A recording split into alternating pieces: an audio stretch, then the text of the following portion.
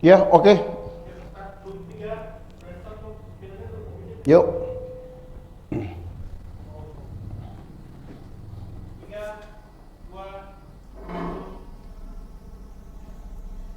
Haleluya, sahabat gembala, kita berjumpa lagi masih di program serial pendalaman Alkitab Firman-Nya Hidupku. Apa Haleluya. kabarnya sahabat gembala hari ini?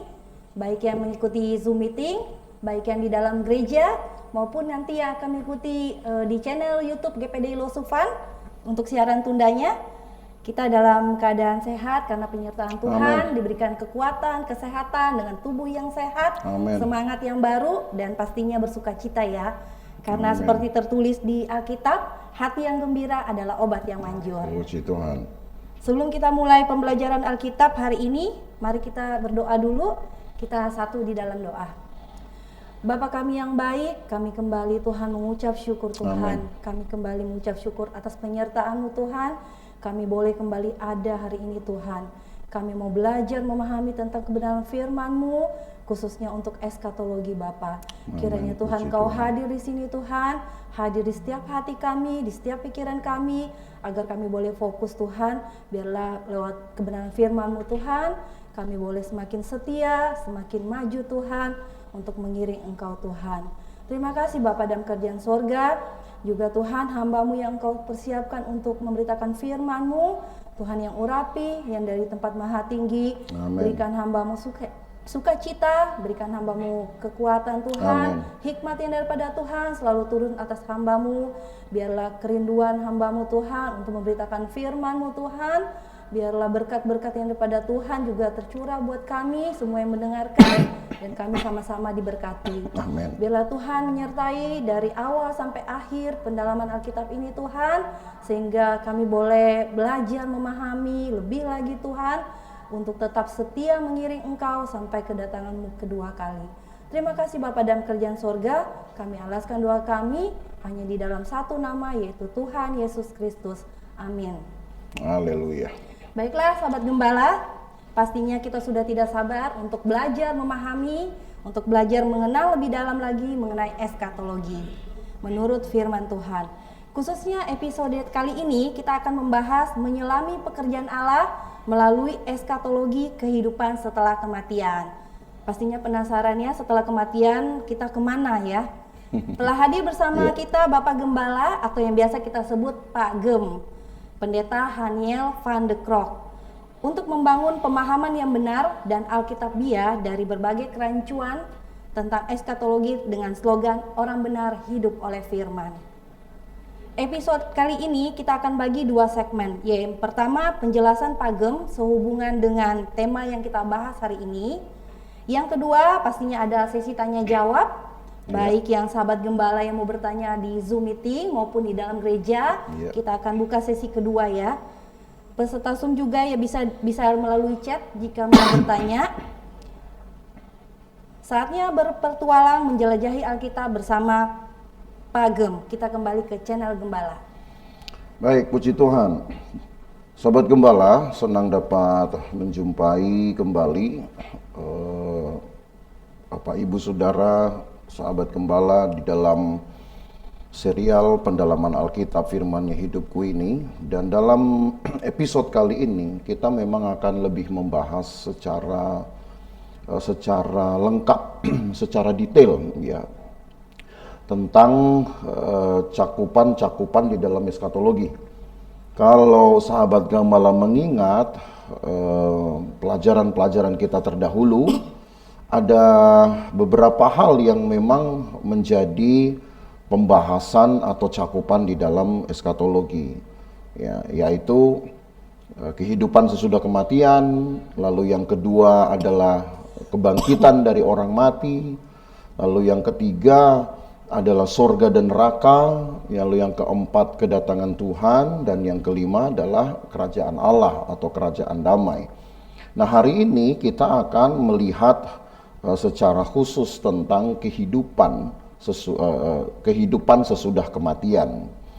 Nah, tentu dalam memahami aspek ini ya, atau sebutlah satu perhatian dari sekian banyak perhatian di dalam studi eskatologi, titik berangkat kita adalah Pengkhotbah pasal 3 ayat 11. Ya, Pengkhotbah pasal 3 ayat 11 menyatakan bahwa manusia harus dapat menyelami pekerjaan Allah dari awal sampai akhir. Hanya pada masa lalu, pada masa ketika narasi ini ditulis, ya, terjadi kegagalan. Manusia belum dapat memahami pekerjaan Allah. Ya, sebutlah itu merupakan satu cerita yang tidak menyenangkan pada masa purbakala.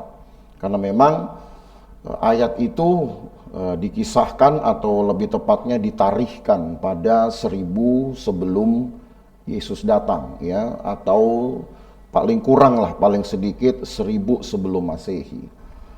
Nah, tentu kita tidak ingin hal seperti itu terulang kembali, ya, karena firman Allah sudah memberikan kita sebuah peringatan. Maka pada masa-masa berikutnya, termasuk masa kita tentunya, kita jangan sampai mengulang kesalahan itu atau kegagalan itu. Sebaliknya, kita harus dapat mengubahnya menjadi sebuah keberhasilan. Apa itu keberhasilannya? Ya, kita harus dapat menyelami pekerjaan Tuhan. Itu sebabnya menjadi fokus pada episode kelima ini adalah bagaimana sih kita menyelami pekerjaan Tuhan melalui eskatologi. Nah, apa yang perlu kita selami pekerjaan Tuhan itu? Yaitu kehidupan sesudah kematian. Maka tentu dari sini kita harus melihat dulu sebenarnya apa itu kehidupan dan apa itu kematian.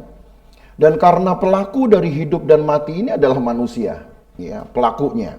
Maka berarti untuk yang pertama kita harus melihat dulu sisi dari kemanusiaan itu, ya, atau manusia dan kemanusiaan di dalam Alkitab.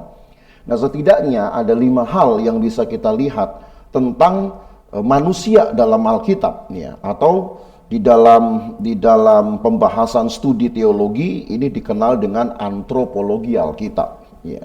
Walau memang ada kaitannya, tapi saya tidak merinci, ya, lebih dahulu tentang antropologi supaya jangan pelajaran eskatologi ini nanti menjadi bercabang dengan pelajaran-pelajaran lain. Tentu tentang antropologi kita akan bahas, ya, tentang pada episode-episode selanjutnya setelah seri untuk eskatologi ini kita akan akhiri, ya. Hanya kita batasi saja, saudara, saya batasi di dalam cakupannya terhadap studi kehidupan sesudah kematian. Nah, apa yang Alkitab ungkapkan? Pertama, di dalam bahasan tentang manusia menurut Alkitab, bahwa manusia ini adalah ciptaan Tuhan, ya. Itu mungkin hal yang sudah sangat umum, sangat lazim sekali kita pahami. Tetapi sebenarnya apa yang menjadi penekanan utama atau pemahaman dasar dari manusia sebagai ciptaan Allah ini? Kalau dilihat dari pengisahan kitab Kejadian, maka penciptaan manusia ini sebenarnya lebih diarahkan kepada cara manusia berhubungan dengan penciptanya. Ya. Kalau kita melihat awalnya sejak manusia itu masih hidup bersama dengan Tuhan di dalam kedamaian, maka sepertinya tidak ada masalah, ya, di dalam hubungan itu. Bahkan dituliskan di dalam Kejadian pasal 2, Allah dapat berjalan di hari yang sejuk, ya, kita bayangkan itu berarti pagi hari, untuk bertemu dengan manusia, bercakap-cakap dengan manusia ciptaan Allah yang pertama tentu, ya. Dan di sini kita bisa sebut nama Adam, ya, dan Hawa. Bahkan satu situasi yang sangat akrab sekali, ya, digambarkan persis seperti narasi di dalam Kejadian pasal 2. Tuhan itu mendatangi manusia, berkunjung di hari yang sejuk, lalu kemudian mereka tentu melakukan aktivitas walau memang tidak dirinci, gitu, ya, secara lebih lengkap. Tetapi ketika manusia jatuh dalam dosa, barulah kemudian kesenjangan komunikasi itu diperlihatkan, diungkapkan. Bahwa Allah kemudian meminta keterangan kepada manusia. Apa sebenarnya yang menyebabkan mereka akhirnya melanggar perintah Tuhan? Apa yang menyebabkan mereka akhirnya telah menjauhi komunikasi dengan Tuhan? Allah tahu kondisi manusia, saudara. Tetapi Allah perlu meminta keterangan dari manusia itu sendiri, dalam hal ini Adam dan Hawa, dengan maksud supaya ada kejujuran gitu ya, ada ketulusan gitu yang mereka ungkapkan dari perbuatan mereka sendiri. Tetapi ternyata di dalam pengisahan itu, ya, walau tidak perlu juga saya baca karena toh cukup panjang, tapi Bapak Ibu Saudara, sahabat gembala dapat menelusurinya dari Kejadian 2 dan Kejadian 3. Maka Allah kemudian mengusir manusia itu. Nah, setelah itulah saudara, maka Allah berusaha, ya, atau lebih tepatnya Allah memampukan manusia itu untuk dapat mendatangi Tuhan kembali. Ya, itu gagasan seperti itu sangat kuat sekali di dalam pengisahan-pengisahan selanjutnya. Ya, khususnya mulai dari pasal yang keempat, pasal yang kelima, bahwa manusia itu mencoba untuk mendekati Allahnya.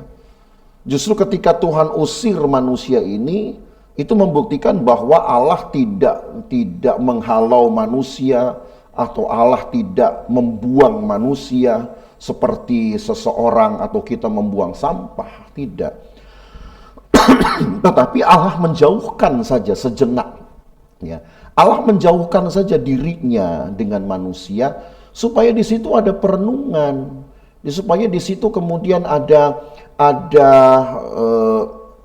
perenungan, ada persekutuan yang bisa terbangun atau dimungkinkan, sehingga jalan kembali kepada Allah didapatkan, diperoleh.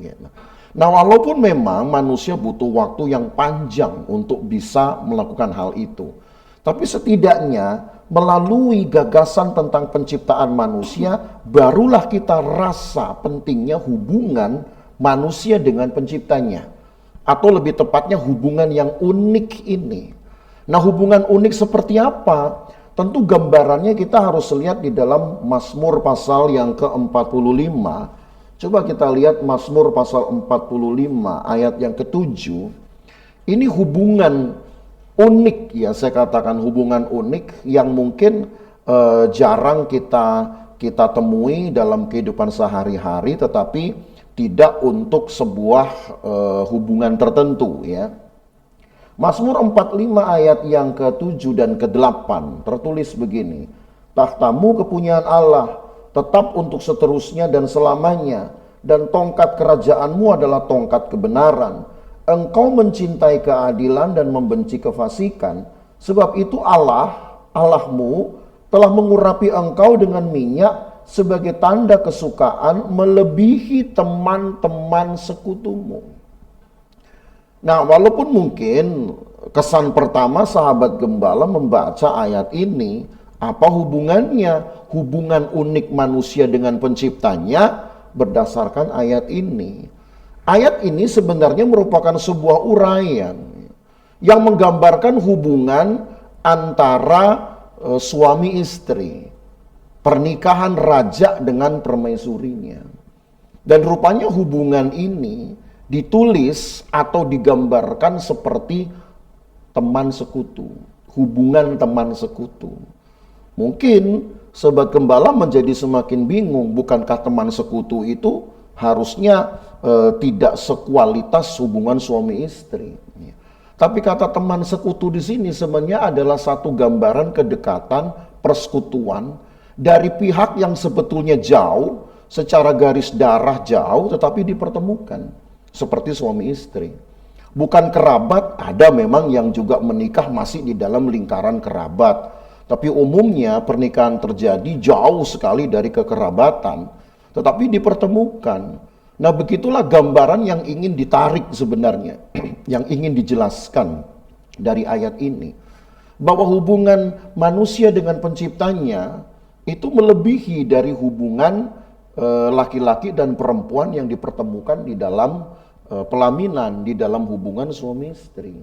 Sehingga bisa saya katakan gagasan tentang penciptaan manusia ini adalah bahwa Allah menjadikan manusia itu bukan hanya sekedar untuk memperlihatkan kemampuannya mencipta, tetapi untuk menjadi teman sekutu Allah. Bahkan saya bisa katakan berdasarkan ayat ini, melampaui teman sekutu. Jadi orang-orang yang asing, orang-orang yang bukan bagian dari dirinya, tetapi diterima untuk menjadi bagian dari dirinya. Orang-orang yang datang dari alam ciptaan, tapi akhirnya mendapat bagian di dalam tempatnya sendiri, yaitu sorga. Kita belum bicara memang tentang sorga dan neraka ya, karena ini bagian lain yang nanti akan kita bahas lagi di episode yang lain juga. Tetapi setidaknya saudara, saya ingin membuat semacam peralihan ya, supaya saudara mengerti jalan pemikiran Alkitab ini, bahwa manusia diciptakan dari alam ciptaannya, tetapi manusia ini nantinya akan mendapatkan kehidupan di dalam alamnya Tuhan sendiri. Artinya bukan alam ciptaan Allah, tapi alamnya Allah. Nah itu sebabnya gambaran ini atau peralihan dari ciptaan manusia, ciptaan Allah, yang diambil juga dari alam ciptaan Allah, lalu mendapatkan hak hidup di alamnya Allah, itu di tempatnya Allah, yaitu sorga. Karena sorga bukan alam ciptaan Allah, tapi alamnya Allah. Itu kan merupakan sebuah anugerah yang besar, saudara, yang hanya dapat dialami oleh manusia oleh karena pekerjaan Tuhan saja. Nah, hubungan unik inilah sebenarnya yang menghadirkan gagasan bahwa ternyata hidup manusia sekarang, termasuk saya dengan saudara sahabat gembala, yang kita jalani di alam ciptaan Allah, itu adalah masa yang kita sebut masa persiapan untuk menguji kelayakan kita hidup nanti di alamnya Allah ya.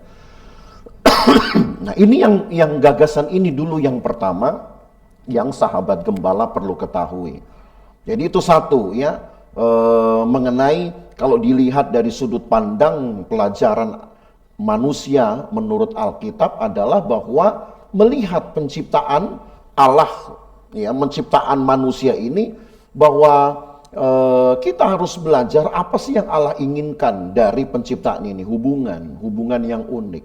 Nah itu sebabnya nanti di menit-menit akhir di dalam pelajaran kita, sahabat gembala akan tahu, akan mendapati ya satu titik hilirnya gitu, titik muaranya, bahwa kehidupan sesudah kematian sangat ditentukan dengan hubungan kita dengan Allah, pencipta kita. Yang kedua adalah gagasan tentang gambar Allah. Ya, ini memang masih berhubungan dengan ciptaan Allah tadi, atau manusia ciptaan Allah. Gagasan ini justru memberi pengembangan gitu ya di dalam pemahaman manusia terhadap Allahnya, bukan hanya sekedar hubungan, tetapi bahkan juga kemampuan-kemampuan ya, yang mencerminkan martabat manusia itu sendiri. Kata gambar dan rupa Allah memang mempunyai banyak sekali pengertian, beragam pengertian kalau sahabat gembala memahaminya melalui data-data ya, baik di buku atau mungkin sahabat gembala bisa googling, dapatlah data-data di situ dan mungkin banyak sekali komentarnya. Tapi saya memberi satu penggambaran saja ya, sebutlah ini sebuah pemahaman dari sebuah linearitas saja, atau sebuah urut-urutannya saja, logika urut-urutan lah. Allah kita itu kan dikenal sebagai Allah yang maha kasih, itu ya, Allah yang penuh kasih, Allah yang sempurna, Allah yang kekal. Maka setidaknya dari kelengkapan-kelengkapan ini, kita bisa memahami bahwa gambar Allah itu berarti sebuah kemampuan yang membuat manusia itu harusnya juga dapat mengasihi seperti Allah. Bahkan hidup dengan sempurna seperti Allah. Dan kehidupannya pun kekal sebenarnya. Ya, sebab yang Allah berikan, sebutlah sebagai mutu yang pertama di dalam penciptaan manusia, Adam dan Hawa sebelum jatuh dalam dosa. Ya, itu adalah satu materi yang kekal, bisa saya katakan, yang bahkan belum dibatasi dengan usia. Jadi artinya sangat linier ya, sangat logis sekali kalau kita memahami kata gambar Allah ini tanpa harus memikirkan banyak definisi. Gampangnya adalah apa yang ada pada Allah ada pada manusia. Allah kekal, manusia kekal. Allah itu penuh kasih, manusia juga harusnya penuh dengan kasih. Nah, itu mutu bisa saya katakan. Nah, ini juga menunjukkan bahwa ketika Allah menciptakan manusia dan memberinya kehidupan, kehidupan itu di dalam mutu awalnya itu sangat baik, saya katakan. Sangat baik. Tapi kita tahu juga bahwa ada hal yang kemudian terjadi, ada hal buruk yang terjadi, yaitu dosa. Ini nanti akan menjadi bahasan kita nomor 3. Ya. Dosa inilah yang kemudian mencemarkan atau bahkan menghilangkan kemampuan-kemampuan dari manusia untuk melakukan seperti Allah. Nah, itulah sebabnya timbul masalah di situ. Sehingga manusia pada akhirnya kehilangan hak untuk awalnya, hak untuk mengalami hidup kekal sepanjang waktu. Diputuslah gitu, melewati periode waktu yang kita kenal dengan usia. Tapi sebelum manusia tutup usia, maka dia harus mendapatkan, memikirkan, mengupayakan, memperjuangkan satu mutu kehidupan seperti semula. Nah, itu makanya kenapa kita perlu memikirkan kehidupan sesudah kematian, gitu. Ya, nah yang ketiga adalah dampak dosa dan kehilangan. Nah, dampak dosa dan kehilangan inilah yang memberi gambaran, saudara, bahwa manusia ini ternyata penuh kelemahan. Gambar dan rupa Allah yang sebenarnya mewakili mewakili satu gambaran tentang kesempurnaan, tentang keunggulan, gitu. Mendadak menjadi satu kelemahan. Bukannya Allah yang tidak sempurna, saudara, tetapi memang dosa dinyatakan di dalam Alkitab sebagai kuasa yang mampu mengubahkan keadaan ini. Ya, nanti toh kita akan bahas secara rinci juga tentang dosa. Pendeknya, saudara, karena manusia jatuh dalam dosa, maka kemampuan-kemampuan pertama tadi, kemampuan-kemampuan ilahi di dalam gambar Allah tadi hilang, sirna. Yang nampak apa? Kelemahan manusia. Dan karena kelemahan inilah, maka muncul gagasan adanya penebusan. Kebutuhan akan adanya penebusan. Sebab penebusanlah yang nanti dapat membawa manusia untuk mengalami kondisi semula tadi. Ya. Nah, kondisi semula ini kan butuh proses tentunya. Itu sebabnya di dalam kehidupan sekarang ada yang harus kita jalani supaya kelak nanti ketika kita mengakhiri kehidupan ini, maka kematian yang akan kita alami bukanlah diartikan sebagai pasifnya makhluk hidup, ya, atau non aktifnya, tapi justru adalah aktivitas yang lebih mulia dibanding kehidupan yang sekarang, gitu ya. Nah, itu makanya di dalam 1 Korintus, kita baca dulu 1 Korintus 1 ayat yang ke-9. Dalam ayat ini nanti sahabat gembala bisa melihat kebutuhan akan penebusan itu. Juga satu sisi adalah upaya Allah atau pekerjaan Allah. 1 Korintus 1 ayat yang ke-9 tertulis begini. Allah yang memanggil kamu kepada persekutuan dengan anaknya Yesus Kristus Tuhan kita adalah setia. Nah, apa yang kita bisa pahami dengan kata ini?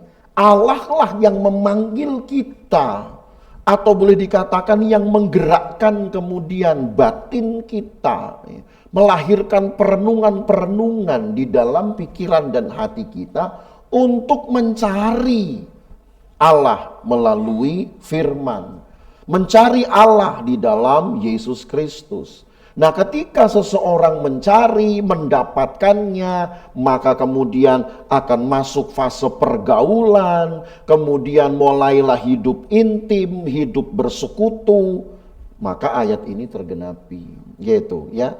Jadi ini menunjukkan bahwa kebutuhan akan penebusan sebenarnya bukan hanya dari sisi manusia yang lemah, tapi ketika Allah melihat kelemahan ini memang tidak mampu membuat manusia mencari Allah, Allah lah yang mendorong yang munculnya suara hati atau gerak batin ini untuk bersekutu dengan Allah. Lewat apa? Firman Tuhan, lewat ibadah.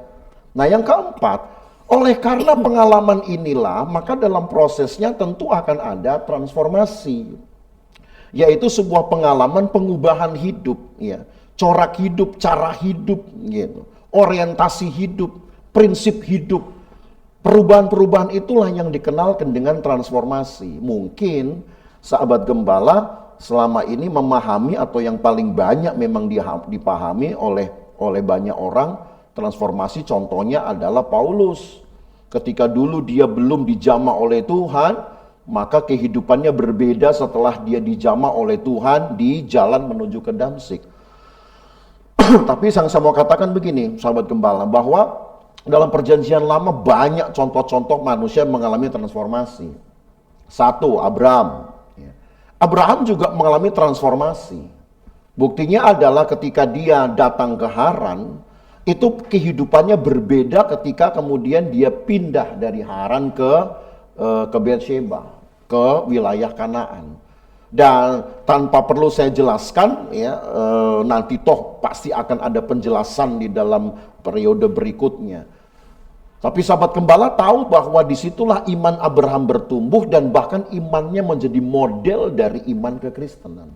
Dan itu menunjukkan transformasi. Lalu kita kenal Yakub. Yakub juga mengalami transformasi.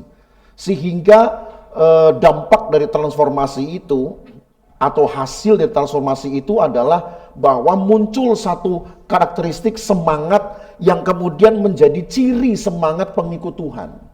Dan itu ditandai dengan diubahkan namanya dari Yakub menjadi Israel. Lalu siapa lagi? Musa. Musa juga mengalami transformasi.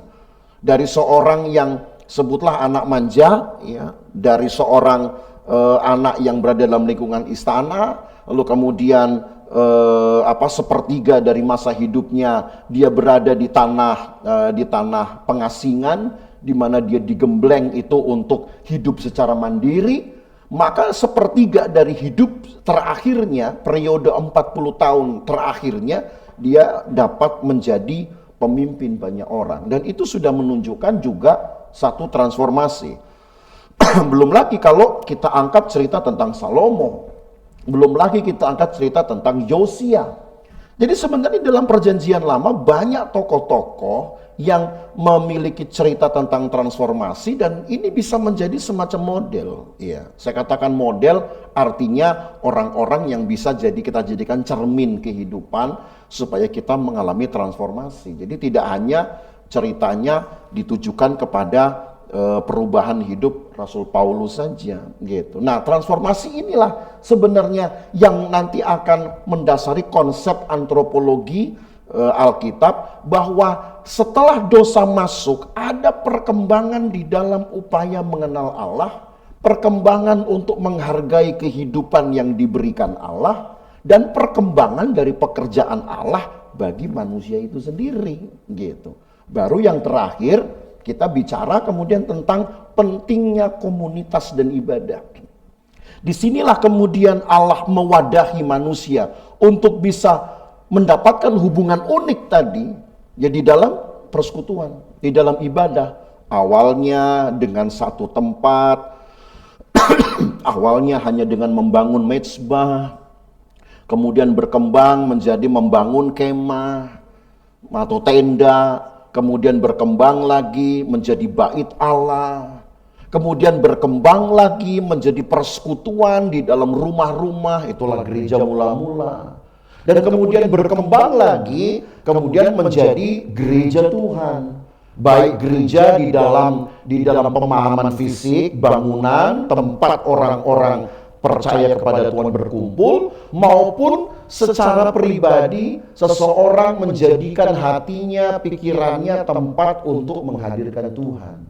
Nah, ini kan sudah menunjukkan bahwa konsep Alkitab, konsep manusia menurut Alkitab, gagasannya adalah bahwa kehidupan dalam kehidupan harus ada hubungan unik yang dapat dinyatakan atau dapat disaksikan.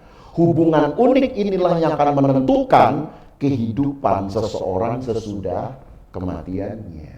Ya, itu yang bisa kita jelaskan ya. Baik Pak Gem. Tadi kita membahas tentang penciptaan manusia dan dosa. Kalau di dalam Alkitab ada yang membahas tentang kehidupan manusia itu? Ya. Nah, kalau kita kemudian membahas lebih rinci lagi, tadi kan dari sudut pandang manusianya, ya, karena sebelum kita melihat hidup dan mati, saya katakan tadi kita harus lihat pemerannya, pemeran utama dari hidup dan mati ini adalah manusia. Ya ada sih makhluk hidup yang lain, tapi itu bukan pemeran utama. Sebutnya itu adalah pemeran tambahan gitu ya. Pemeran utamanya manusia, maka kita lihat tadi 5 hal gitu. Nah sekarang hal kedua, kalau kemudian kita mau melihat lebih rinci tentang kehidupan, maka kembali seperti tadi yang pertama kita bahas ya di dalam bahasan manusia menurut Alkitab. Apa sebenarnya yang menjadi tujuan Allah di dalam penciptaan ini? Apa sih sebenarnya Allah mau? Yang Allah mau tekankan, kok seolah Allah perlu banget manusia gitu. Tanpa manusia Allah masih bisa hidup. Tanpa manusia Allah tidak kekurangan mutu kehidupannya gitu ya. Berbeda kalau manusia makhluk sosial. Kita tidak memiliki teman, kita akan kekurangan ya, kekurangan kemampuan hidup juga. Tapi pada Allah kan tidak. Nah, gagasannya adalah karena memang Allah menginginkan, Allah sendiri yang menginginkan teman persekutuan. Dan teman persekutuan ini dia tidak miliki di surga. Nanti sahabat gembala akan tahu ya, bahwa malaikat-malaikat yang dimilikinya di surga tidak bisa disebut sebagai teman persekutuannya, tapi hanya disebut sebagai pelayan-pelayan Allah, atau lebih tepat pesuruh-pesuruh Allah. Pesuruh Allah bukan teman sekutu. Allah ingin satu kualitas, satu martabat yang lebih tinggi dari sekedar malaikat gitu. Dan itu dijelaskan di dalam kitab Ibrani. Nanti pun kita akan lihat tentang malaikat gitu ya. Tapi di situ dijelaskan bahwa manusia itu lebih tinggi dari malaikat. Kenapa? Karena manusia yang bisa bercakap-cakap dengan Allah, manusia yang bahkan bisa bisa menyenangkan hati Allah. Kalau malaikat hanya bisa memenuhi perintah Allah. Tapi manusia memiliki segalanya, dan untuk itulah maka diberikanlah gambar dan rupa Allah. Pada malaikat kan kita tidak lihat gitu. Ya jadi dengan kita tahu bahwa Allah yang kekal menciptakan manusia dengan mutu yang kekal, Allah yang mulia menciptakan manusia dengan mutu yang mulia, maka disitulah kita bisa mengetahui hidup itu sebenarnya hanya bicara 2 hal, kekal dan mulia. Kenapa Allah kita kekal? Allah kita mulia. Tapi karena dosa, maka muncullah kemudian yang Roma pasal 3, mungkin kita perlu baca itu ya, di dalam Roma pasal yang ketiga ayat yang ke-23. Karena dosa, maka hilanglah kemuliaan Allah. Roma 3 ayat yang ke-23 ditulis demikian. Karena semua orang telah berbuat dosa dan telah kehilangan kemuliaan Allah. Jadi sebenarnya ya sahabat gembala, 2 hal tadi sudah merupakan sebuah jaminan mutu akan kualitas hidup, baik termasuk hidup yang sekarang maupun hidup yang nanti. Atau lebih tepatnya begini. Lebih tepatnya begini saya katakan. Ketika Allah menciptakan manusia itu hanya ada satu kehidupan sebetulnya. Karena kehidupan yang Allah berikan itu tidak akan pernah berhenti, tidak ada breaknya, tidak pernah ada kadaluarsanya, sebutlah begitu ya. Kita memahaminya secara gampang. Tetapi karena ada dosa, maka kemampuan itu kan hilang tadi. Nah, inilah persoalannya. Karena dosa itu akan diakhiri, Alkitab berkata, ya, dosa itu akan diakhiri, otomatis kehidupan yang sudah dikuasai dosa pun akan diakhiri. Gitu. Tetapi mutu dari kehidupan itu tidak berakhir kan. Karena Allah menciptakan manusia itu dengan kekal. Kekal ini nggak akan bisa diakhirin, namanya juga kekal. Nah ini jadi persoalan, ketika dosa diakhiri dan tubuh yang dikuasai dosa diakhiri, maka bagaimana caranya manusia mendapatkan kehidupan yang kekal? Nah itulah yang kemudian menjadi tujuan hidup manusia, gitu. Jadi ini hal kedua yang kemudian kita harus bahas kalau mau mengerti tentang hidup. Pertama tadi juga gagasan tentang penciptaan Allah, toh, bahwa Allah ingin teman persekutuan yang punya martabat yang sama. Tapi dari sisi manusia sekarang, hal kedua yang kita lihat adalah apa sih tujuan hidup manusia? Manusia tahu nggak tujuan hidupnya? Ketika dosa masuk, lalu kehilangan kemuliaan Allah, kira-kira ada nggak kesadaran dari manusia itu bahwa dengan kehilangan itu dia juga terancam untuk masuk di dalam masa akhir. Dia tidak akan mengalami kehidupan lagi selamanya. Dia akan justru masuk dalam kehidupan yang diakhiri. Apakah itu akan mengejar terus pemikirannya, mendorong kemudian satu pemikiran untuk memiliki kembali kualitas hidup yang pertama. Nah, dengan itulah maka tujuan hidup manusia terpetakan pelan-pelan. Seperti yang kita lihat di dalam 1 Timotius pasal 2. Nah, saya mengajak sahabat gembala untuk membaca 1 Timotius 2 ayat yang keempat. Di dalam ayat ini jelas sekali ada tujuan hidup ya, yang harusnya dimiliki oleh manusia. 1 Timotius 2 ayat 4 tertulis begini. Yang menghendaki supaya semua orang diselamatkan dan memperoleh pengetahuan akan kebenaran. Siapa yang menghendaki? Allah. Itu sahabat gembala harus baca dari ayat sebelumnya. Jadi Allah menghendaki semua orang diselamatkan, satu. Lalu setelah diselamatkan memperoleh pengetahuan akan kebenaran. Nah, keselamatan inilah tadi yang akan menjawab kebutuhan akan penebusan. Itu yang tadi sudah kita bahas di poin pertama tadi ya, tentang manusia menurut Alkitab. Tapi ketika kita bahas tentang pengetahuan akan kebenaran, inilah yang harus menjadi orientasi manusia di dalam hidupnya sekarang. Bahwa ketika dia tahu dosa yang menguasai hidup manusia akan mengakhirinya, karena dosa pun akan diakhiri, otomatis tadi saya katakan kehidupan yang dikuasai dosa akan diakhiri. Sekarang maukah manusia itu mendapatkan kebenaran, lalu kemudian menghidupi kebenaran itu untuk mendapatkan kembali mutu dari kehidupan yang semula? Apa itu? Hidup yang kekal itu. Nah, kalau manusia hanya menjalani hidupnya cuma senang-senang saja, yang penting dapat kesenangannya sudah selesai. Cerita hidupnya akan selesai ketika hidupnya berakhir. Kapan berakhir? Ya sesuai dengan usia yang ditentukan. Tapi ketika manusia masih memikirkan hal ini, maka disinilah kemudian ruang dari bahasan kehidupan sesudah kematian akan terus dipikirkan. Jadi ketika kehidupan ini berakhir, setelah usia yang Tuhan kehendaki selesai dan hidup kita berakhir, maka kita akan mengalami kehidupan dan kehidupan sesudah kematian yang qualified seperti semula, gitu loh. Itu dilihat dari tujuan hidup juga. Lalu yang ketiga, tentu moralitas dan etika. Ya.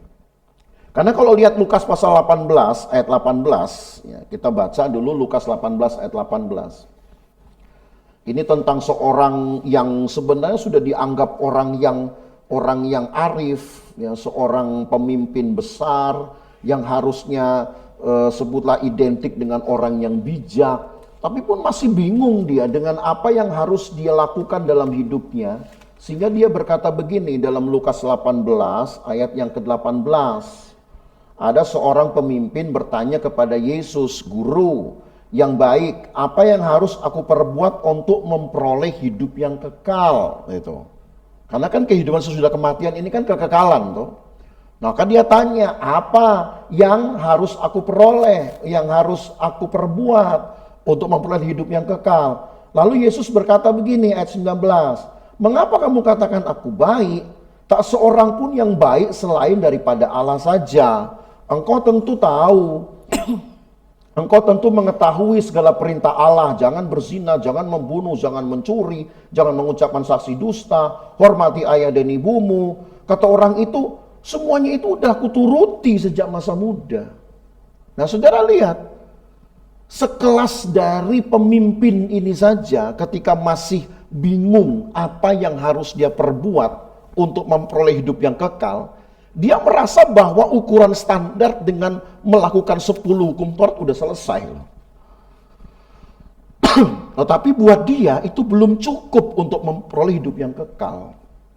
Nah, ini saya katakan ukuran moralitas dan etika di dalam tujuan hidup tadi, gitu ya. Untuk menggenapi tujuan hidup ini, kita perlu standar yang mana ini? Seorang pemimpin ini saja sudah merasa melakukan 10 hukum Tuhan saja, 10 hukum Taurat, toh dia anggap dia belum atau masih jauh dari hidup yang kekal.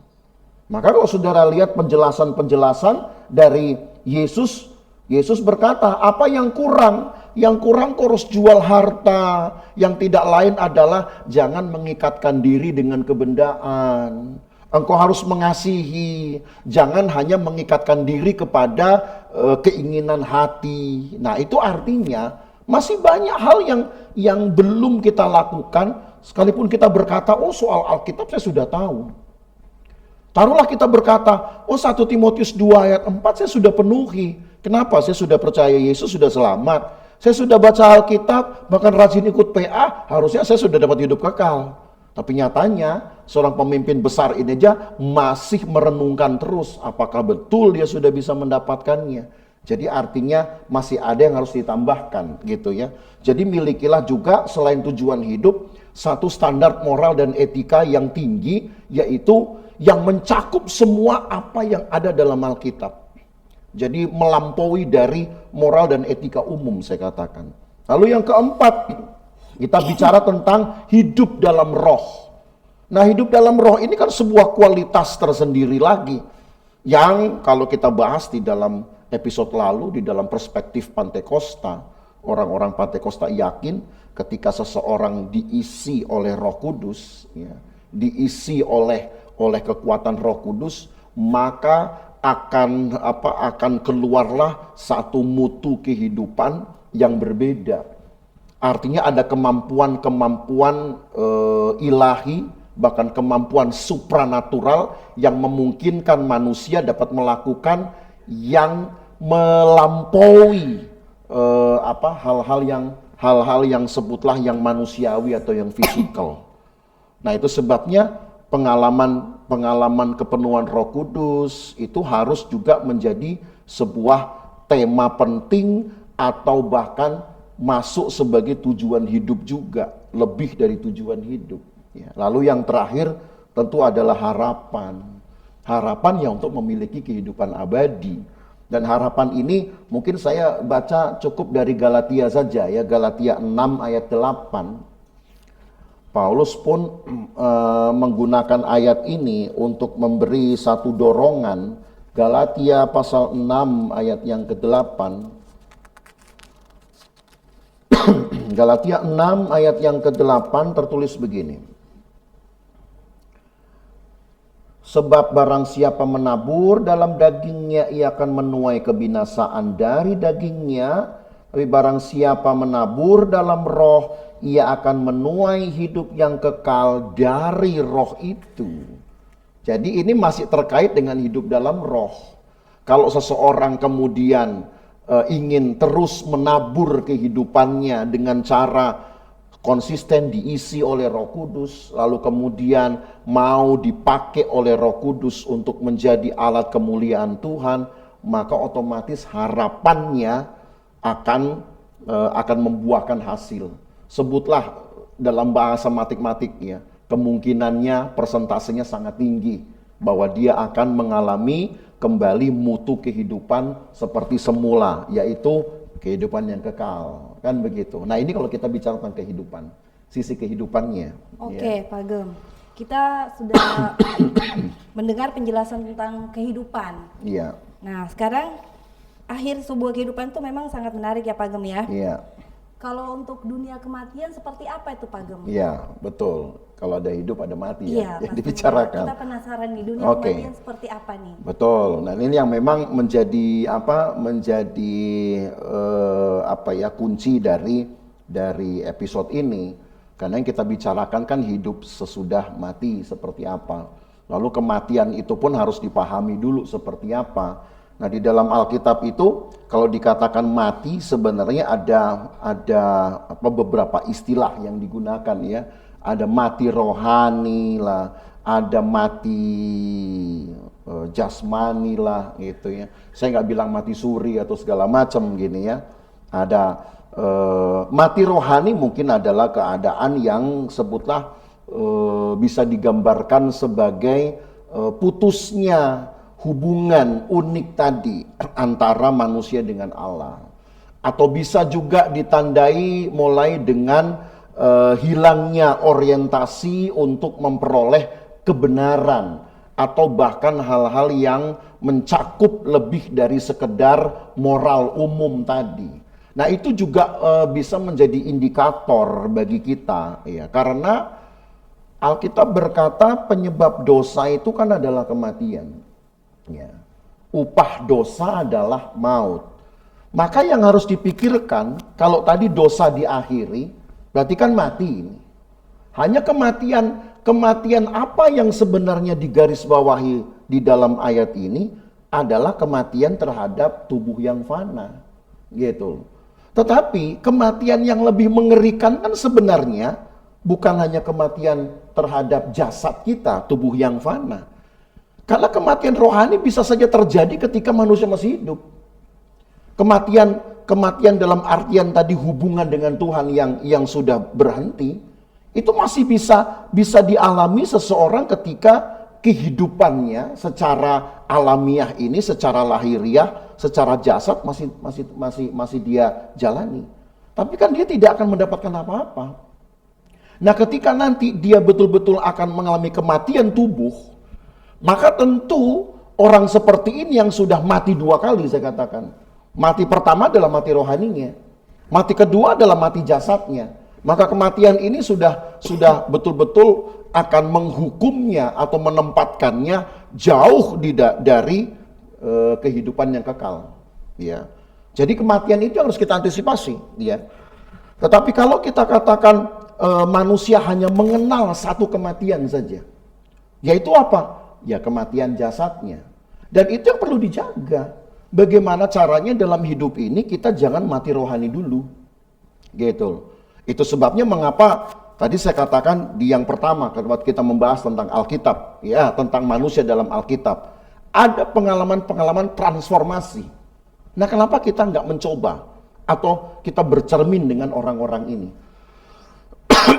Yang sebelum periode transformasi, mereka mungkin mengalami kehidupan yang fana. Sebutlah kehidupan yang kosong, saya katakan begitu. Yang tidak punya tujuan. Tapi setelah mereka mengenal Tuhan, mereka sadari diri mereka, sadari fakta, dosa diakhiri nih. Dan kalau dosa diakhiri, maka nanti ketika tubuh yang fana berakhir, maka jangan-jangan berakhir pula hidup saya. Saya tidak bisa lagi berhubungan dengan Tuhan. Saya nggak bisa lagi mengalami kekekalan, ya, hidup yang kekal. Maka rasa takut itu akan mendorong dia untuk mengalami transformasi. Nah, transformasi inilah yang saya katakan menyelamatkan seseorang dari dari kematian rohani. Jadi kalau dikatakan kematian yang mana, ya mungkin secara singkat saya katakan hindari sajalah kematian rohani. Kalau kematian jasad kan kita tidak akan dapat pungkiri itu ya, tidak dapat dielakkan. Dengan berakhirnya usia, berakhir pula lah sudah kehidupan. Nggak akan ada jamu awet hidup tuh. Jamu awet muda ada gitu. Tapi jamu awet hidup, jamu awet apa lagi ya? Ya gitu, awet hidup gitu. Itu susah dicari ya. Walaupun toh mungkin ada cerita-cerita dari dulu-dulu gitu ya, cerita dari ya nenek moyang yang lain. Kalau orang bisa minum dari air kehidupan yang disebut dengan Shangri-La gitu kan. Makanya ada Shangri-La itu artinya kehidupan. Oh, berarti itu orang akan hidup selama-lamanya. Lalu dari mana kita mau dapat air seperti itu? Ya. Nah, Yesus bilang kalau engkau ingin hidup, air yang menghidupkan itu hanyalah keterisian manusia, keterisian Roh Kudus. Jadi dalam hidup manusia itu sudah kehidupan. Jadi sebenarnya kalau kita katakan mati yang mana yang perlu kita hindari? Mati rohani. Mati jasmani kita nggak bisa hindari. Tapi kalau mati rohani kita hindari dengan cara tadi tahu tujuan hidup, lalu kemudian menginginkan transformasi. Maka saya rasa ketika kita mengalami kematian fisik tadi, kematian tubuh yang fana, karena kita hidup gitu ya, dan kita menjaga hidup kita benar tanpa mengalami kematian rohani, saya rasa kita akan mendapatkan nanti kehidupan yang kekal, yaitu mutu kehidupan yang semula tadi, gitu. Dan tentunya adalah pengharapan akan akhirat ya. Kalau saya katakan pengharapan akan akhirat ini sebenarnya bahwa kita percaya nggak sih ada surga dan neraka. Nah ini makanya saya harus batasi sebab kita nanti akan bahas tersendiri tentang surga dan neraka. Tapi setidaknya yang pertama kita harus dulu percaya bahwa ada nggak sorga dan neraka yang di luar dari bumi yang kita pijak ini? Itu dulu. Sebab ada yang berkata bahwa sorga dan neraka itu tidak ada. Toh nanti sorga juga akan ada di bumi. Nanti Tuhan akan bawa sorga. Iya, Tuhan bawa sorga itu dalam satu pemahaman ketika yang di bumi itu sudah berisi manusia-manusia yang mendapatkan kehidupan kekalnya. Gitu loh. Kehidupan yang dia terima setelah kematiannya. Nah itu baru Tuhan bawa sorga itu turun ke bumi. Itu nanti kita bahas ya di dalam periode kedatangan Tuhan. Tetapi itu kan menunjukkan bahwa sorga itu ada itu. Dibawa oleh Tuhan menunjukkan sorga itu bukan barang ciptaan yang baru atau dadakan gitu. Tapi sudah ada gitu. Yang tadi saya katakan tempatnya Allah. Bukan dunia ciptaan. Nah ini pun harus menjadi sebuah orientasi dari orang percaya, orang beriman. Kalau kita nggak percaya ada neraka juga, tempat penghukuman bagi orang-orang bebal selama hidupnya, karena dianggap ya udah pokoknya orang yang jahat tidak akan mendapatkan sorga, tetapi mereka juga tidak akan mendapatkan penghukuman. Maka sebenarnya mutu dari kehidupan rohaninya pun masih dipertanyakan. Alkitab dengan jelas berkata, ketika hidup diakhiri, maka kehidupan itu akan punya dua arah, dua perjalanan, kepada surga atau neraka, itu saja. Dan itu yang saya katakan pengharapan terhadap akhirat. Jadi akhirat di sini artinya kehidupan di luar bumi ini. Jadi dua ini menentukan sebenarnya. Kalau kita percaya ada surga dan neraka, pasti akan ada rasa takut gitu ya, rasa kehati-hatian. Sehingga lagi-lagi orang memikirkan tujuan hidupnya. Dan karena tujuan hidupnya dia pikirkan, maka ada kerinduan untuk mengalami transformasi. Jadi urutannya ke situ. Dan kalau dia mengalami transformasi, maka pasti dia tidak akan mengalami kematian rohani. Dan orang yang tidak mengalami kematian rohani, maka ketika nanti dia mengalami kematian jasadnya, sekali mati, dia akan memperoleh dua kehidupan. Nah itu nanti saya jelaskan lebih rinci dalam kedatangan Tuhan ya. Dua kehidupan artinya kehidupan yang sekarang plus kehidupan kekal gitu. Nah, itu dulu yang kita bisa jelaskan tentang kematian di dalam Alkitab. Oke Pak Agem. Baik.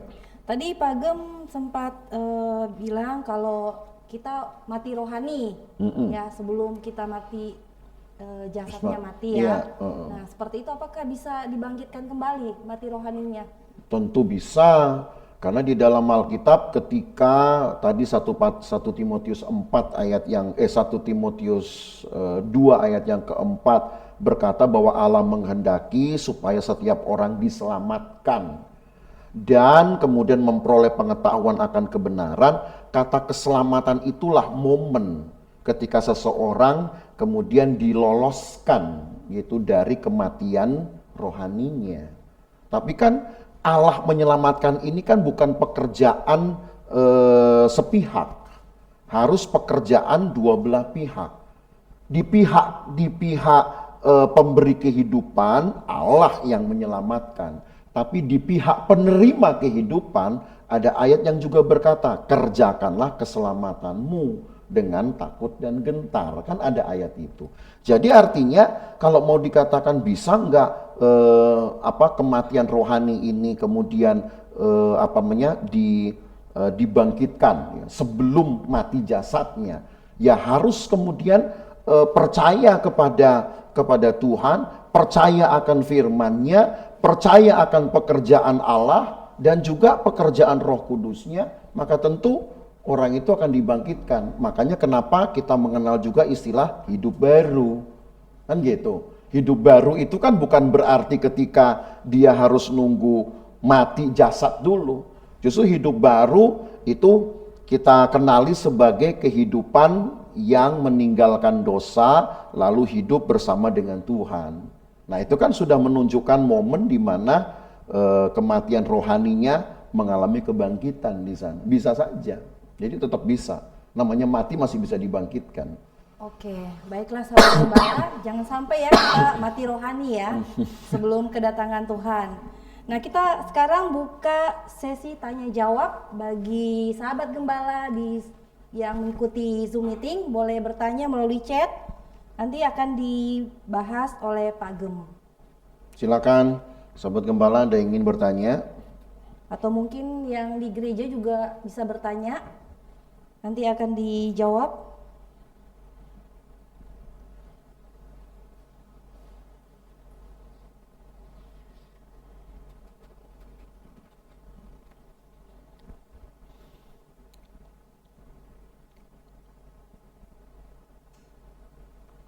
Sebenarnya banyak yang penasaran kali ya Pak Gem ya. Kita sesudah kematian itu sebenarnya kita kemana ya? Karena ada beberapa yang bertanya-tanya bahwa kita sesudah mati, roh kita masih di sekitar sini Pak Gem. Apakah roh kita itu udah dibawa atau masih di sekitar sini setelah kita mati jasmani? Ya, pertanyaan baik itu sebenarnya. Di dalam konsep kehidupan sesudah kematian, maka namanya juga kehidupan sesudah kematian, berarti harus ada satu tempat di mana kehidupan itu dijalani gitu ya. Nah, apa yang dibayangkan tadi dengan kematian kan ada dua, ada kematian fisik, ada kematian rohani.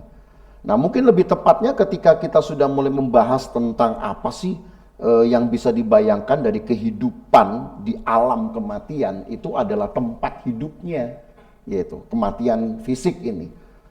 Karena sebelum kita bicara sorga dan neraka, kita harus bicara dulu tentang alam kematian memang. Nah, di dalam Alkitab itu, alam kematian disebut memang hanya dengan kata alam kematian ya, atau Hades di dalam bahasa Grekanya, atau Sheol di dalam bahasa Ibrani. Ini artinya alam kematian. Dan alam kematian ini memang berisi roh-roh manusia saja kalau Alkitab jelaskan ya. Berisi roh-roh manusia yang kita bayangkan seperti halnya apa yang terjadi di Injil Lukas tentang kehidupan dari orang kaya dan Lazarus yang miskin gitu kan. Nah, orang yang kaya ini ketika mati justru dia mengalami kehidupan yang berubah sama sekali. Dia merana sekali gitu. Sangat berbeda dengan kehidupan yang serba ada ketika dia masih menjalani kehidupan fisiknya. Nah itu sebabnya dia berkata kepada Tuhan, boleh enggak engkau suruh si Lazarus itu memberikan kepadaku sedikit air saja gitu.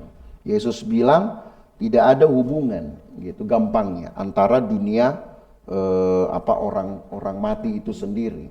Tetapi itu menunjukkan bahwa ada tempat tersendiri untuk orang-orang mati dari kelompok pengikut Tuhan dengan alam atau dunia orang mati untuk kelompok pendosa. Karena dua ini nggak bisa berhubungan langsung. Makanya kenapa orang kaya ini harus datang dulu kepada Yesus, tidak bisa ngomong langsung ke, misalkan manggil Lazarus, Rus gitu kan, nggak bisa ya. Sini dong gitu. Oke. Dan tidak ada kaitannya, mereka ngobrol pun nggak ada. Jadi untuk menunjukkan, ini gagasan Alkitab, untuk menunjukkan bahwa kalau kita bicara tentang alam kematian atau dunia kematian, ya sesudah hidup diakhiri tadi ya, hidup jasad diakhiri, maka alam kematian itu sendiri saja sudah berbeda-beda atau sudah dibedakan, dipisahkan antara alam kematian untuk roh-roh orang benar dengan alam kematian untuk roh-roh orang durhaka. Tapi itu belum surga neraka ya. Belum surga dan neraka. Ya. Nah, itu sebabnya kita harus simpan dulu, karena bagian surga neraka kita akan bicara di episode lain ini, bukan di episode hari ini. Oke. Tapi yang jelas kalau kita bicara kehidupan sesudah kematian, ada tempatnya. Ada tempat yang memang Alkitab sebut dengan kata Hades atau kata Sheol.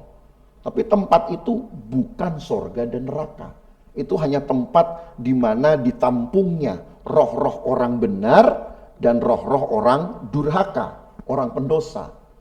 Kedua tempat ini tidak bisa bercampur gitu. Berarti ada pembatas ya Pak Gem ya, Ya. antara orang-orang yang mencari Ya. Tuhan dengan orang-orang yang tidak mencari Tuhan. Ya, betul. Oke, ini ada yang bertanya Pak Gem, Ibu Lili, bagaimana kita segera menyadari atau kita harus tahu bahwa kita sudah mengalami kematian rohani? Bagaimana kita bisa tahu kita mati rohani nih Pak Gem? Oh, mati ya. rohani. Sebenarnya di Galatia 6 ayat 8 tadi sudah menjadi acuan kita ya. Coba kita baca ulang. Galatia 6 ayat 8 itu sebenarnya kita harus jadikan juga satu indikator gitu.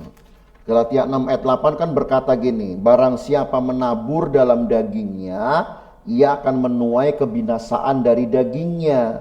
Tapi barang siapa menabur dalam roh, ia akan menuai hidup yang kekal dari roh itu. Lalu ayat 9, janganlah kita jemu-jemu berbuat baik, karena apabila sudah datang waktunya kita akan menuai jika kita tidak menjadi lemah.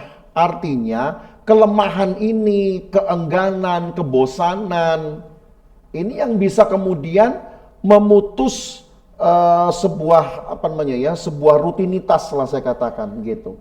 Sebuah kebiasaan untuk menabur di dalam rohnya gitu. Kadang bisa saja kita bosan, kadang bisa saja kan kita jadi kata lain dari kata bosan, jenuh. Gitu.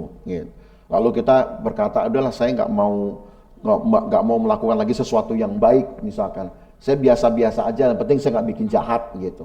Maka itu bisa menjadi indikator begitu kita mulai memperlemah aktivitas kita, itu harus kita jadikan sebuah momentum gitu ya, atau sebutlah sebuah indikasi lah, bahwa kita sudah tidak lagi berjalan menurut keinginan roh nih. Nah gitu aja gampangnya ya.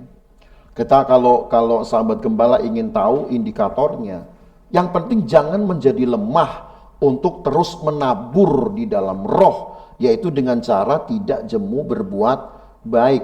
Lagi-lagi ini baik ini jangan pakai standar moralitas umum ya, tetapi moralitas dan etika yang melampaui Alkitab tadi, yang tadi sudah saya berikan contoh di Lukas 18 dan 18. Artinya 10 hukum Tuhan harus dipenuhi dulu loh. Itu moralitas Kristen saya katakan. Jadi 10 hukum Taurat itu apa? Ya, jangan menyembah Allah lain, jangan ada berhala, jangan menyebut nama Tuhan sembarangan, itu kan ya. Kuduskan hari Sabat, artinya setiap ibadah ya harus ada. Hormati orang tua, jangan membunuh, jangan berzina, jangan mencuri, jangan berdusta. Itu hal-hal itu harus terpenuhi dulu itu. Baru kemudian kita melakukan yang lebih dari itu.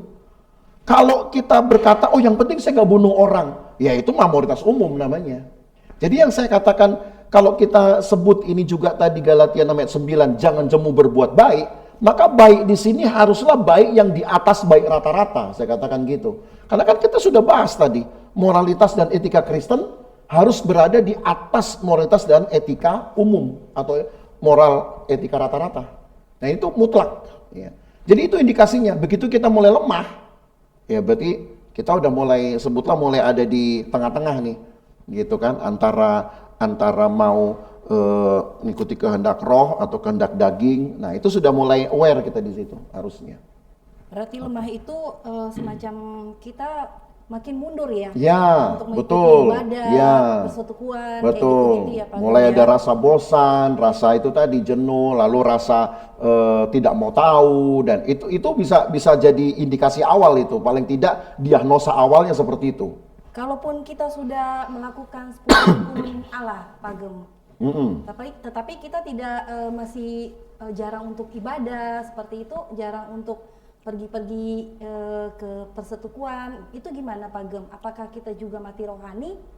Ya paling tidak sudah mulai melanggar 1 dari 9 kan, gitu. Mungkin belum mati rohani, belum sekarat, ya megap-megap, nah gitulah gambarannya, gitu kan. Ya. Maka mumpung megap-megap sadar, ya penuhi lagi gitu. Kayak diimpus Ya, gitu Pak Gem. ya gitulah kira-kira. Ini cuma gambaran ya. Jadi jangan saudara pikir ini teologinya Pak Gem ini, bukan. Cuma memberi gambaran, kan ini kan tadi mengalih dari pertanyaan kita mengenalinya seperti apa indikasinya. Nah gitu. Jadi sama seperti kalau orang sudah mulai nafas tersengal-sengal, periksa ke dokter kan gitu. Jadi ya begitulah secara rohani juga kita harus buat diagnosa awalnya. Iya, karena Gitu. mungkin banyak yang tidak menyadari ya Pak Gem ya. Ya. Saya udah mati rohani belum nih? Nah, Ya kan? betul. Kadang kan malas nih ke gereja, malas nih ibadah. Nah itu Ya. mungkin dipertanyakan sama Ibu Lili, mungkin udah terjawab ya.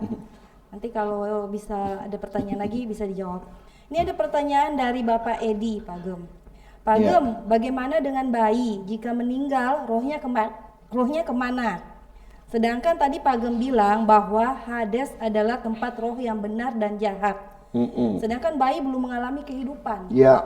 Mungkin maksudnya bayi ini jadi kemana nih? Karena dia belum punya dosa lah istilahnya kayak gitu ya Pak Gem. Orang yang belum memahami benar dan salah, itu ya baik dan jahat, patut dan tidak patut, itu Alkitab berkata dia akan kembali kepada pangkuan Tuhan. Jadi otomatis bayi-bayi ya tidak akan diperhitungkan dari baik benarnya karena dia belum tahu. Semua masih dianggap baik gitu. Karena di dalam psikologi khususnya, tapi di dalam Alkitab sebenarnya juga ada keterangan itu di dalam 1 Korintus 11 misalkan. Ditulis bahwa ada periodenya walaupun tidak menyebut angka ya. Tapi kanak-kanak itu artinya kanak-kanak ini biasanya masih berumur balita begitu. Yang memang belum tahu baik dan benar, baik dan buruk, benar dan salah gitu ya. Nah, itu memang tidak akan dituntut lebih, otomatis ya ketika dia mati ya sudah dia akan bersama dengan Tuhan, gampangnya begitu saja. Gitu. Jadi kalau bayi itu dia langsung bersama dengan Tuhan ya Pak? Ya. Nanti setelah dia baru mulai kenal baik dan benar dan salah, itu saja dulu ya. Biasanya itu di usia berapa itu Pak Gem? Untuk Setelah kanak-kanak, jadi ya mungkin setelah balita ya, rata-rata orang sudah mulai bisa mengenali secara tepat benar salah atau baik jahat itu kan setelah usia itu gitu. Atau bisa juga sekarang kalau psikologi malah berkata diuji dari beberapa penelitian, anak-anak yang sudah berumur 3 tahun kalau sudah mulai bisa berbohong, berarti artinya dia sudah tahu itu sebenarnya apa yang patut dan tidak patut, gitu loh. Kalau dia sudah mulai bisa berbohong, ya, dan itu sebenarnya indikasi. Jadi bisa lebih cepat dari balita sih, apa? Kalau balita kan berarti masih 5 tahun. Tapi ini ternyata 3 tahun sudah dianggap, kalau dunia psikologi yang saya pelajari itu 3 tahun sudah punya hati nurani katanya bahkan. Ya, tapi yang jelas memang kita tidak bisa memberi angka pasti ya. Hanya kalau Alkitab bilang kanak-kanak memang gitu. Nah, kanak-kanak ini umumnya ya memang masih balita. Tapi ya Tuhan tahulah pasti. Kan Tuhan tahu mana yang betul-betul dapat dihakimi dan mana yang belum dapat gitu ya. Jadi artinya ya nggak perlu khawatir lah. Bayi-bayi pasti sudah Tuhan tempatkan sesuai dengan pengetahuan Allah terhadap kondisi mereka gitu sih. Jadi balita ya. Berarti Ya. ini harus orang tuanya yang harus ngajarin terus nih Betul, Pak. betul. Ini yang baik, ini yang jahat ya. Ya. Nah seperti itu Bapak Edi, jadi harus ngajarin nih dari balita. Ini nggak boleh, ini boleh. Jangan sampai dihakimi Tuhan. Itu saja Ya, Pak Edi. betul. Terus ada yang bertanya lagi nih Pak Gem dari Ya. Pak Jimmy. Oke. Apakah orang yang menghujat Roh Kudus masih ada kesempatan untuk kebangkitan rohani? Ya, menghujat Roh Kudus sebenarnya istilah itu secara spesifik diberikan kepada mereka yang mengidentikan kuasa Allah dengan kuasa setan. Itu ya. Memang di dalam Alkitab dikatakan bahwa orang-orang yang sudah menghujat Roh Kudus ini tidak dapat diampuni gitu. Karena di dalam pemahaman Alkitab sama seperti orang dikuasai oleh Roh Kudus, maka dia hanya akan berpikir benar, berkata benar dalam kesadarannya. Begitu juga kalau orang sampai bisa mendukakan Roh Kudus dengan mengidentikan kuasa Allah ini dengan kuasa setan, berarti kan dia juga mulai bisa berpikir benar dan berkata benar di dalam kuasa itu. Nah, ketika dosa dilakukan dengan kesadaran inilah sebenarnya ya yang masuk di dalam kategori dosa yang sudah tidak dapat diampuni. Apalagi secara khusus kalau kesadaran itu dipakai untuk mengidentikan kuasa Allah dengan kuasa setan. Nah, memang itu tidak akan ada lagi pembaruan. Gitu, karena kan tidak mungkin toh Yesus diidentikan dengan setan. Itu kan sudah merupakan penghinaan sama sekali ya. Bukan hanya sekedar penistaan lah itu, karena mengidentikan Yesus dengan setan. Gitu. Kalau tidak percaya Yesus masih bisa diampuni, menolak Yesus masih bisa diampuni, membunuh Yesus pun masih bisa diampuni. Ya, orang Islam masih bisa diampuni, membunuh Yesus. Tetapi tidak dengan mengidentikan Yesus dengan kuasa setan. Itu tidak terampuni memang. Jadi ya untuk satu dosa ini memang bisa saya katakan tidak ada lagi pengampunannya. Itu karena itu kan dia sudah mengatakan itu dengan kesadarannya gitu. Oke. Jadi ini fatal ya Pak Gem Ya, fatal. Menghujat Roh Kudus itu benar-benar tidak bisa diampuni. Tidak bisa ya? diampuni. Karena jadi supaya sahabat gembala juga tahu mendukakan Roh Kudus, menghujat Roh Kudus itu apa? Itu adalah mengidentikan kuasa Allah dengan setan, itu aja. Dan itu yang tidak dapat diampuni sudah. Baik. Masih ada yang mau bertanya, sahabat gembala yang ngikutin Zoom meeting atau yang ada di gereja? Kami masih buka sesi tanya jawab.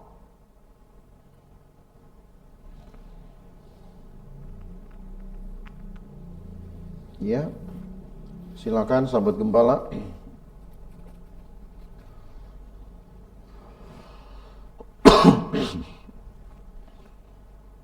Ya, rasanya nggak ada lagi ya. Atau mungkin lagi di pikiran, lagi jalan mungkin di pikiran. Gitu. Mungkin masih mikir kali ya mau bertanya apa. Atau masih ditumpuk-tumpuk dulu nih Pak Gem. Ya. Pertanyaannya entar sekalian Pak Gem. Boleh saja, boleh saja.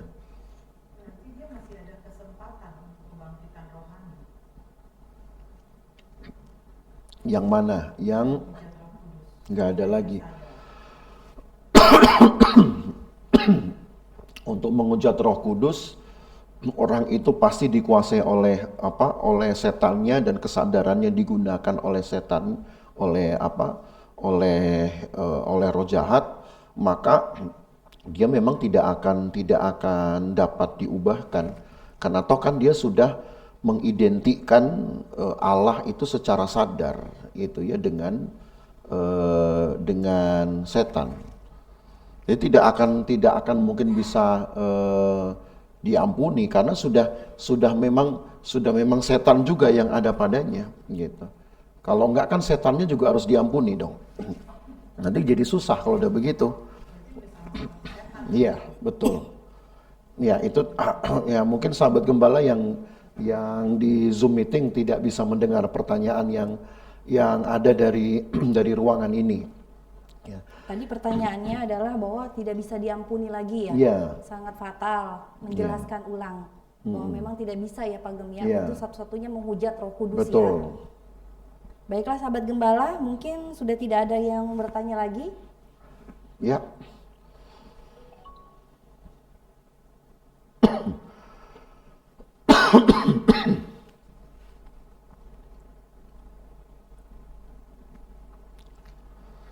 Baiklah, ini menjadi harapan kita ya dengan bertambahnya pengetahuan tentang firman Allah, khususnya di eskatologi, kita semakin tahu, semakin mengenal nih kehidupan setelah kematian dan kemana roh kita setelah kematian. Nanti sahabat gembala mungkin kalau ingin bertanya bisa di minggu depan atau kita bertemu kembali lagi ya. Kerinduan kami agar firman Tuhan serial pendalaman Alkitab ini boleh terus maju dan dapat memberkati banyak orang. Untuk itu bagi sahabat gembala yang ingin berpartisipasi untuk meningkatkan program pelayanan serial pendalaman Alkitab dengan berbagi berkat dapat menyalurkan melalui rekening 108 23 15 91 59 539. Saya ulang ya. Di nomor rekening 108 23 15 915 539 Bank DKI atas nama GPDI Losufan. Terima kasih untuk kebersamaan para sahabat gembala dalam episode kali ini. Kami tetap menantikan kehadirannya di episode selanjutnya. Untuk itu kita biar sama-sama belajar ya untuk lebih mengenal agar kita semakin setia, semakin dekat dengan Tuhan dan mengejar gereja sempurna. Amin, amin, amin. Terima kasih buat Pak Gem yang sudah bersama-sama dengan kita. Ya, sama-sama. Ya, mungkin perlu juga sahabat gembala tahu bahwa episode ini menjadi yang terakhir mungkin ya untuk tahun ini. Ya, kita akan rehat dulu untuk dua Rabu. Ya. Kita akan mulai lagi nanti tahun 2024. Iya. Ya. Karena Tentu. untuk menyambut perayaan Natal dan Tahun Baru, hari ini adalah sesi terakhir kita. Kita akan kembali lagi di 10 Januari 2024. Ya. Tetap di hari Rabu, tetap menantikan serial-serial yang selanjutnya. Jadi jangan sampai ketinggalan ya sahabat gembala, tetap mengikuti. Mantap, mantap. Untuk itu mungkin kita mau tutup serial ini dulu dalam berdoa. Oke, mari kita berdoa sahabat gembala. Terima kasih Tuhan untuk kebaikan Tuhan, pemeliharaan Tuhan, khususnya di dalam serial pendalaman Alkitab Firman-Nya Hidupku sampai dalam episode kelima ini Tuhan sudah pimpin. Kami masih membicarakan eskatologi, bahasan seputar akhir dari segala sesuatu yang mencakup banyak hal, bukan hanya sekedar kedatangan Tuhan, tetapi juga melatar belakangi satu pengharapan akan hidup bersama dengan Tuhan setelah kehidupan yang kami jalani ini. Bahwa kematian bukanlah akhir segalanya, tapi justru kehidupan setelah kematian nanti secara fisik adalah kehidupan yang lebih mulia, kehidupan kekal sama dengan mutu yang semula, mutu kehidupan yang semula ketika Allah memberikannya kepada Adam dan Hawa sebelum mereka jatuh dalam dosa. Maka Tuhan bangkitkan kerinduan kami untuk memiliki tujuan hidup sesuai dengan firman Tuhan yang tadi kami baca, dan juga merindukan transformasi dalam kehidupan kami supaya kami dapat dapat mencegah kematian rohani tapi kami hanya mendapatkan satu kali kematian untuk mendapatkan dua kali kehidupan. Satu kehidupan ini sekarang dan kehidupan bersama dengan Tuhan nantinya. Berkati sahabat gembala dimanapun mereka berada, berkati dalam aktivitas mereka, berkati di dalam pelayanan mereka, berkati ya Tuhan dalam segala hal yang mereka lakukan untuk kebaikan bagi banyak orang dan untuk kemuliaan Tuhan. Kami berdoa juga untuk pendukung dari serial pendalaman Alkitab ini. Tuhan berkati mereka, sehat-sehatkan selalu, dan tambahkan kecintaan untuk melayani dan bahkan mengembangkan serial pendalaman Alkitab firman-Nya hidupku ini, sehingga bukan hanya sekedar menjadi pemahaman atau pertambahan pengetahuan, tapi juga menjadi pembahasan yang menarik dari episode ke episode tentunya. Terima kasih Tuhan Yesus.